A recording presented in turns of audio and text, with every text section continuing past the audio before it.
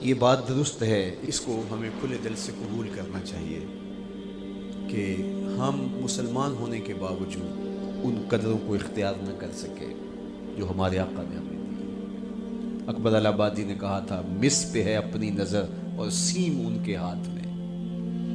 ہم تو تانبے پہ نظر جمائے ہوئے ہیں اور چاندی وہ لوگ لے گئے۔ اقدار عالیہ، رویوں کی خوبصورتی، قوانین کی بالادستی اور زندگی کا بہت سارا جمال وہ ہم سے چھین کے لے گئے۔ یہ خزانہ ہمارا تھا، لیکن صاحب جام اسی کا جو بڑھ کے تھام لے، جو بھی محنت کرے۔ ایک وہ زمانہ بھی تھا کہ شارلمان اس کے لارڈز ابھی دستخط کرنے کی مشق سے گزر رہے تھے، ابن حزم کے قلم سے 1000 کتابیں نکل چکی تھی۔ وہ زمانہ بھی ہم نے دیکھا جب پیرس میں کیچڑ تھا اور بغداد عروس البلاد کہلاتا تھا۔ ہم نے وہ دور بھی دیکھا ہے جب وہ سواد آشنا بھی نہیں تھے، حرف آشنا بھی نہیں تھے، اور ہمارے منجم ستاروں پہ کمندے ڈالتے تھے۔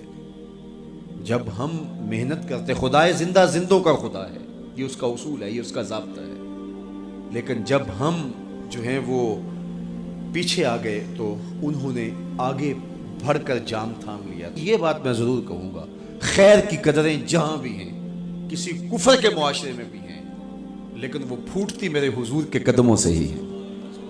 چوکھٹ اسی سے ہی فیض اور نور اور روشنی پھوٹی ہے، اجالے یہی سے گئے ہیں، ورنہ انسان آج بھی زنجیروں میں جکڑا ہوتا۔ وہ کیسا سماج تھا کہ جب بیٹی کو زندہ درگور کر کے باپ آتا تھا تو معاشرہ اسے داد دیتا تھا کہ تو نے اپنی آبرو بچا لی، تو نے اپنی عزت بچا لی۔ اور یہ اتنا بڑا گھنونا جرم، قیامت کے دن سب سے پہلا سوال نماز کا ہوگا، لیکن سب سے پہلا فیصلہ قتل کا ہوگا۔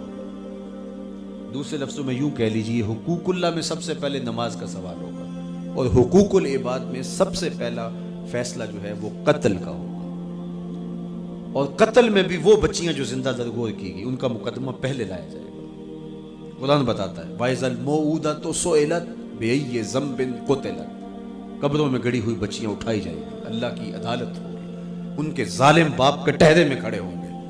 اللہ ان بچیوں سے پوچھے گا، بِأَيِّ ذَنبٍ قُتِلَتْ، تمہیں قتل کیوں کیا گیا؟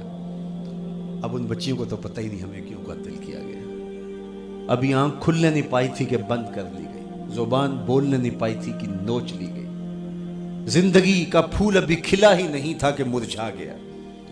انہیں تو پتہ ہی نہیں ہمارے ظالم باپوں نے یہ قیامت کیوں اٹھائی، یہ غضب کیوں توڑا، ہمارے معصوم دامن پہ کون سا داغ دیکھا کہ ہمارے ظالم باپوں نے ہماری زندگی نوچ لی۔ کہتے ہیں گڑھا کھودتے تھے، تاریخ پڑھیں، دل آج بھی خون کے آنسو روتا ہے، اور گڑھا کھود کر کے اس میں کھلونے رکھتے اور بچی وہاں بیٹھ جاتی اور کھلونوں سے کھیلنے لگتی، اور وہ اوپر سے ریت ڈالتے، اور وہ بچی پہلے پہل تو اس کو کھیل سمجھتی اور وہ اس کھیل میں خود شریک ہوتی، لیکن جب اس کے کندھوں سے اوپر تک ریت بڑھتی اور اس کی سانس دبنے لگتی، پھر اسے سمجھ آتی یہ کہانی کوئی اور ہے۔ پھر وہ معصوم اور ننھے ہاتھ جوڑ کے اپنے باپ سے زندگی کی بھیک مانگتی، لیکن ظالم سفاک باپ ریت ڈالتا، اور یوں اس کی سسکیاں، اس کی آہیں، اس کی چیخیں، اس کے آنسو اس ریت میں دب جاتے۔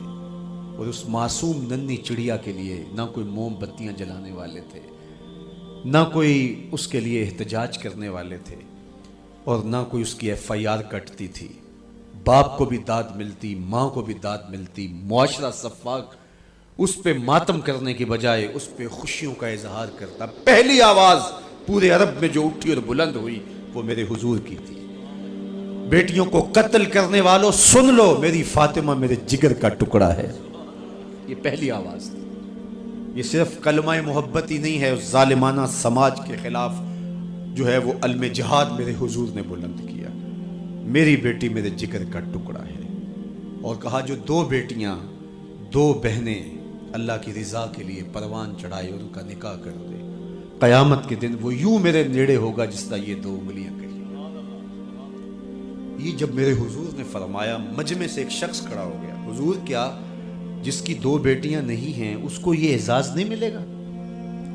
کسی بیچارے کی دو بیٹیاں نہ ہو، ایک بیٹی ہو، تو کیا اس کو یہ اعزاز نہیں ملے گا کہ وہ آپ کا ساتھ پائے؟ حضور نے فرمایا اسے بھی ملے گا۔ لیکن میں آپ کو دعوت فکر دیتا ہوں کہ اس سوال کے پیچھے کی کیفیت دیکھیے۔ اس کی ایک بیٹی تھی، کہاں بیٹیاں زندہ درگور ہو رہی ہیں اور کہاں ایک بیٹی والا کہتا ہے کاش کہ میری بھی دو بیٹی۔ یہ تھا لایا ہوا میرے حضور کا نظام۔ بیٹیوں والے فخر کرنے لگے کہ ہماری بیٹیاں، یہ ہماری بخشش